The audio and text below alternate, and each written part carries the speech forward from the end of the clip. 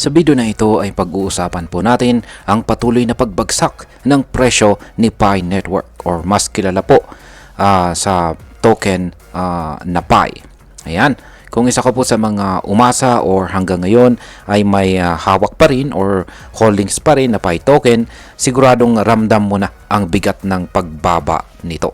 Nitong mga nakarang linggo ay tuloy-tuloy po ang pagkalugi ni Pi at umabot na ito sa mahigit 15% na weekly losses. Mula po sa dating presyo na $3 nitong nakalipas po na buwan ng February, ngayon ay nasa presyong 0.53 na lamang po siya. Kaya ang tanong pong ng marami ay may pag-asa pa ba itong si Pi or tuluyan na itong lulubog? Ayan.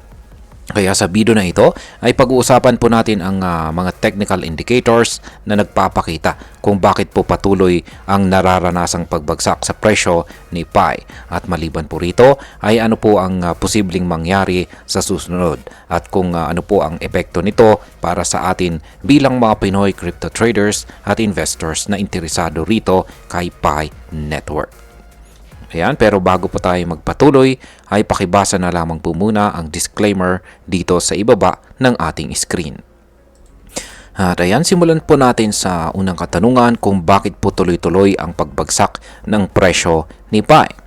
Simula po noong February 25, kung kailan narating ni Pi ang kanyang all-time high na $3, ay hindi na po siya nakabawi. Yan, linggo-linggo, yan, or weekly, ay meron po siyang pagbaba na naitakatala at wala pong malalaking buying pressure na pumipigil sa kanyang pagbaba. Ngayon halos 16% na ang kanyang ibinaba sa loob lamang ng isang linggo. Isa po itong pinakamalalaking weekly losses na kanya pong naitala or kanya pong na-record. Pero bakit nga ba bumabagsak itong si Pi?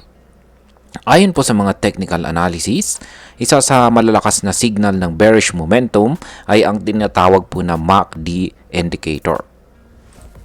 Kung hindi ka pa pamilyar sa indicator na ito, ang MACD or Moving Average Convergence Divergence ay isa po itong indicator na ginagamit para malaman kung may momentum pa ang presyo pataas or pababa.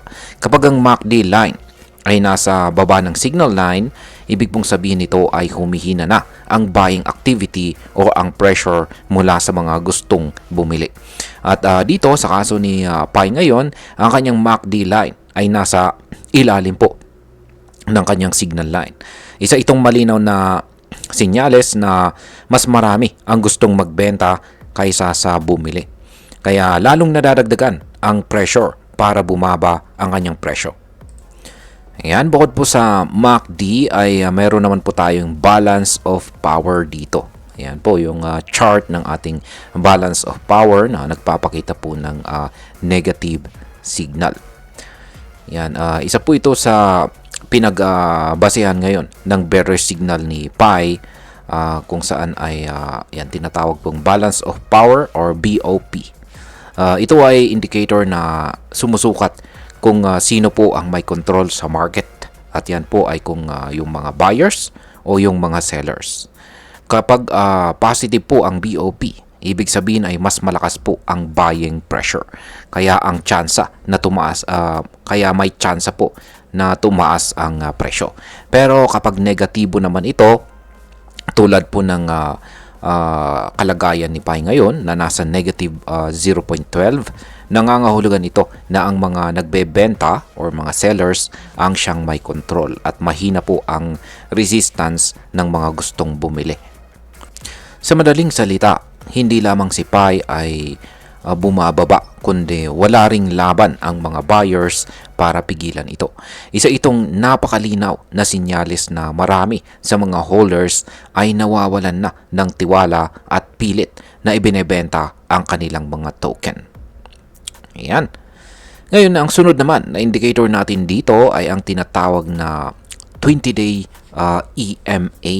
Ayan. Ano naman ang ibig sabihin nito?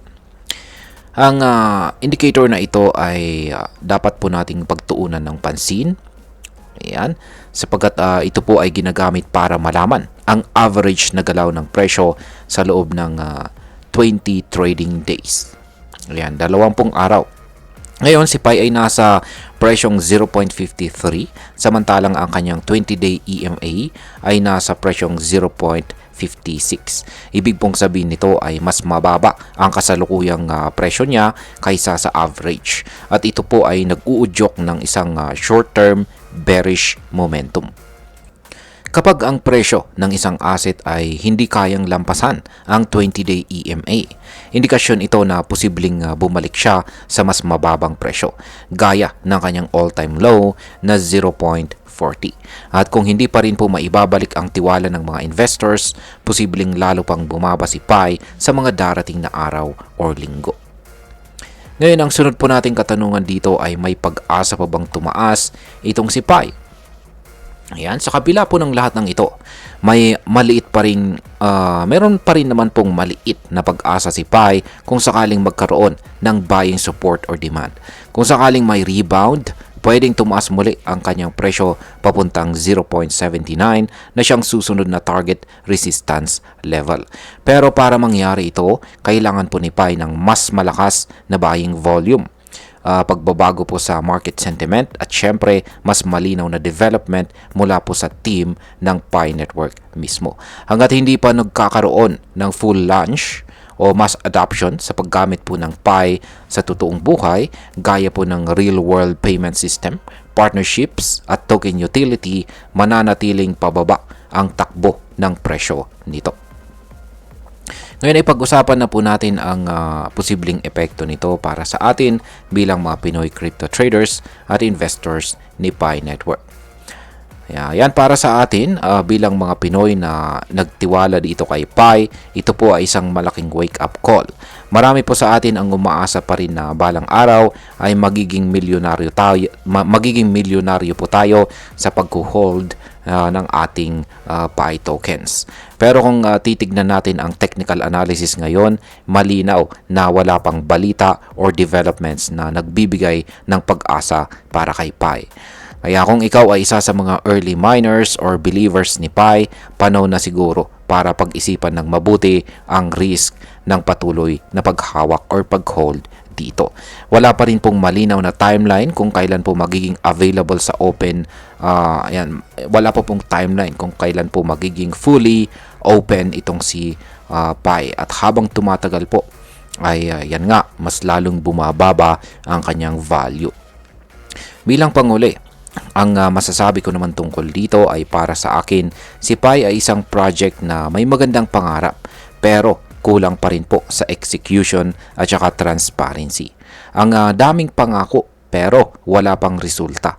Kung gusto po nilang maibalik ang tiwala ng market, kailangan po nilang maglabas ng konkretong hakbang. Hindi lang puro testnet or internal trading. Ang crypto po ay isang napakabilis na industriya. Kung hindi ka po kikilos agad, iiwan ka ng mga investors mo. Kaya habang wala pang malinaw na direksyon ang Pi Network, asahan po natin na mananatiling mababa ang presyo nito. Kung gusto mo pang mag-invest sa crypto, mas mabuting pumili ka ng mga project na may malinaw na utility, roadmap at saka active development. Mahirap pong umasa sa hype lamang. At ayan, hanggang dito na lamang po tayo sa video na ito mga ka-crypto. Marami pong salamat sa panonood. Ingat po tayo lagi at God bless po sa ating lahat.